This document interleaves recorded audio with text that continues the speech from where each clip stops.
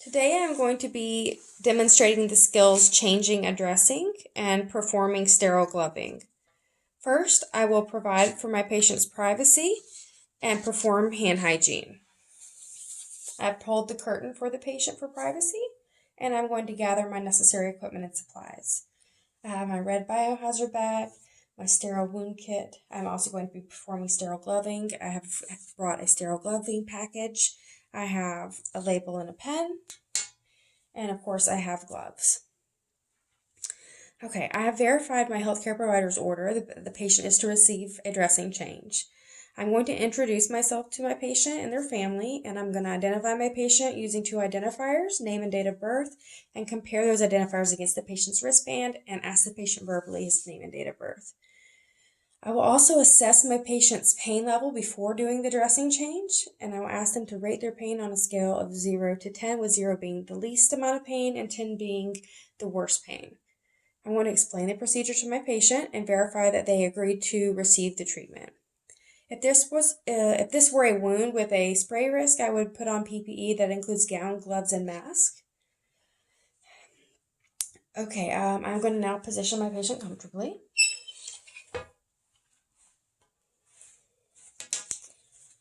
All right, I'm going to make sure to keep my patient covered, only exposing the wound that I'm going to be dressing. My patient's been instructed not to touch the wound nor to touch any of the sterile supplies. Within reach, I'm going to place a red biohazard bag that the top edge has been folded over to make a cup.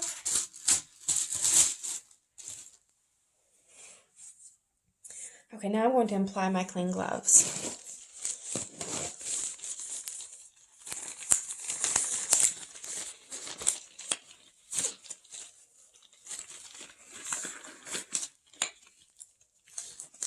Okay, I'm going to pull the adhesive parallel to the skin from where the wound is toward the dressing while holding down the uninjured skin. I'm also going to pull in the direction of any hair growth. And if necessary, I would have shaved or cut the patient's hair according to my hospital policy. Okay, I've removed all of the adhesive from the skin. Now I'm going to remove my dressing one layer at a time, observing any exudate on the outer dressing, but keeping it away from the patient's view. And then I'm going to fold and discard that in the biohazard bag. I will do the same for the final dressing, keeping the underside away from patient sight and observing any exudate. Then I'm going to fold along with my gloves.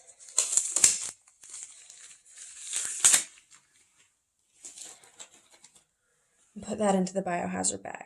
Now I will perform hand hygiene again. And I'm going to re-glove with clean gloves.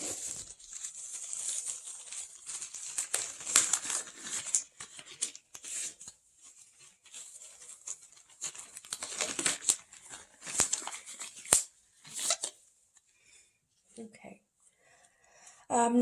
Now I'm going to inspect my wound and look at the color of the wound. I'll observe to see if there's any edema, any exudate, any loss of skin integrity, or if there's any odor coming from the wound.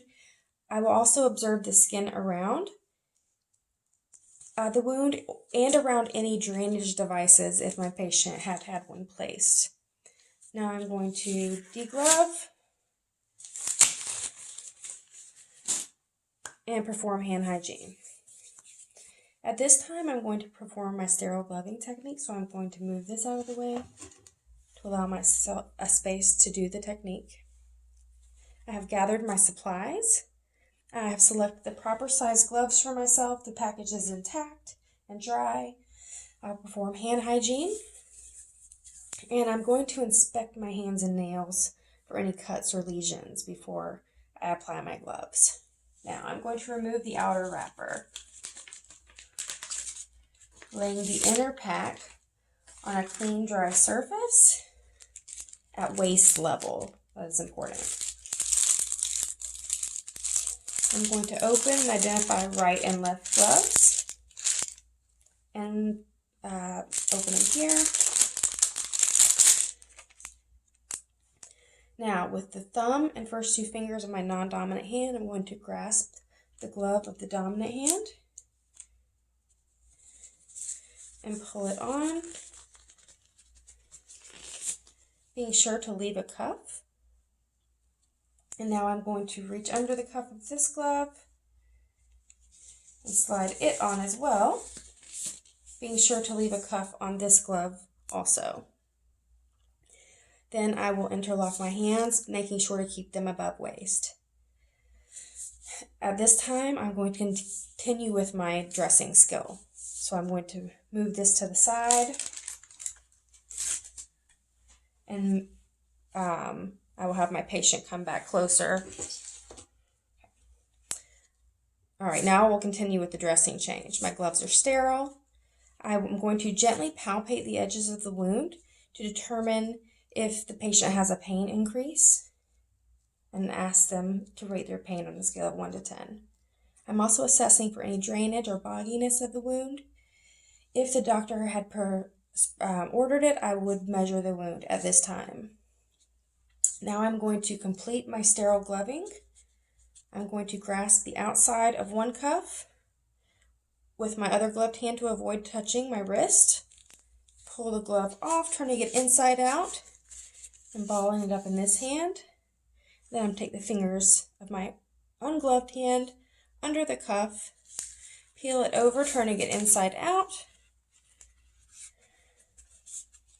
I'm going to discard them and perform hand hygiene. That completes my sterile gloving skill. I'm going to continue again with my wound dressing.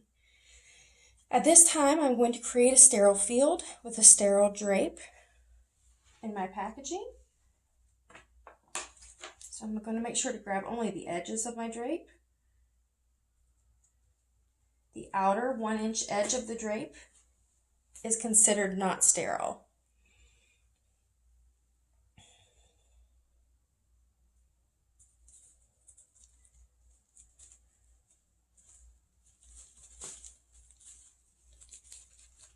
I do have limited space to unwrap this, so I'm only going to unwrap it halfway for these particular purposes.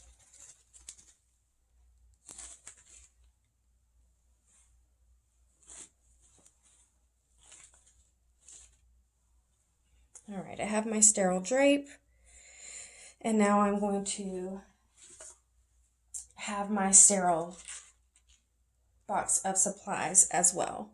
These are my pre-packaged sterile supplies. And now I'm going to apply clean gloves. And I have opted to do a no-touch technique using forceps and clean gloves.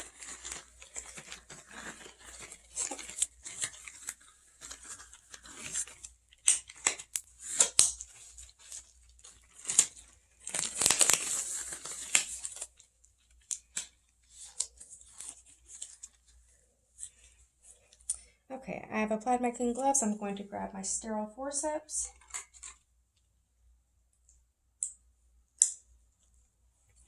I have my sterile saline and I have my cotton balls. Okay, I'm going to create an antiseptic swab with my cotton ball by dipping it in the antiseptic.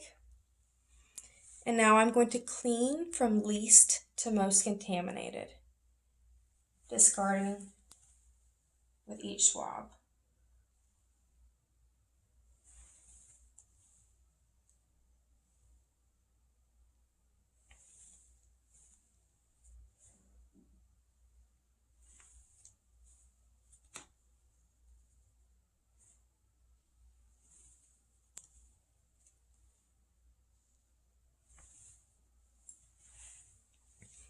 Okay,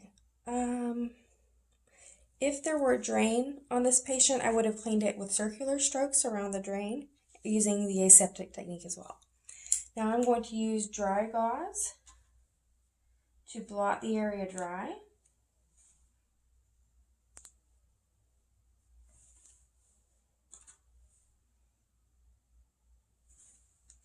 Okay.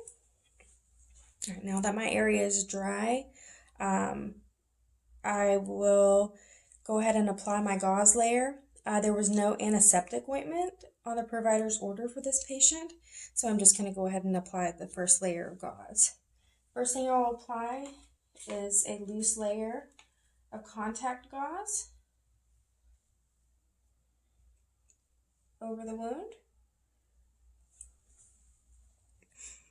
Okay, and then I'm going to apply, I have a thicker woven pad that I'm going to apply as well. I'm going to place my forceps down. Okay, now I'm going to secure the wound with tape, going perpendicular to the wound.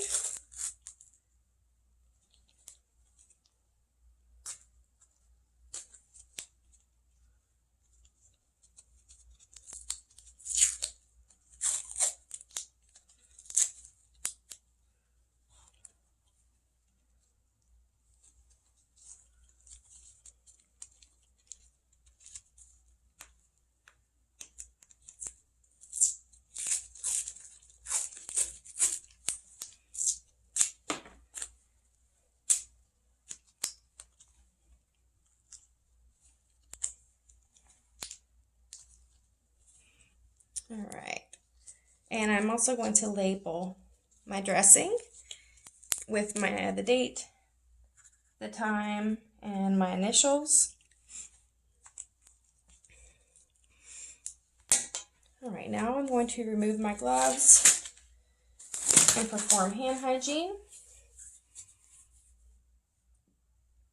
I'm going to reapply clean gloves to dispose of my supplies.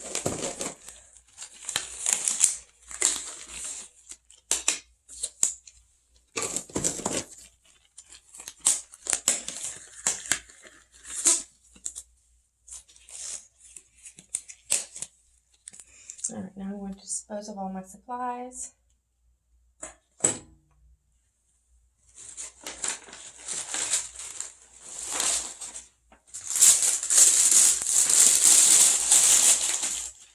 All right, I believe that's everything.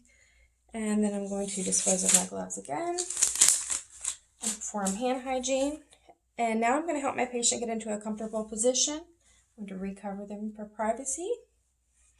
All right, I'm going to place any of their personal items or toiletries within their reach and make sure that they have the call bell and that they know to use that if they need assistance.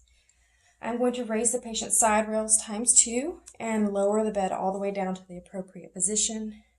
And I am now going to perform hand hygiene again.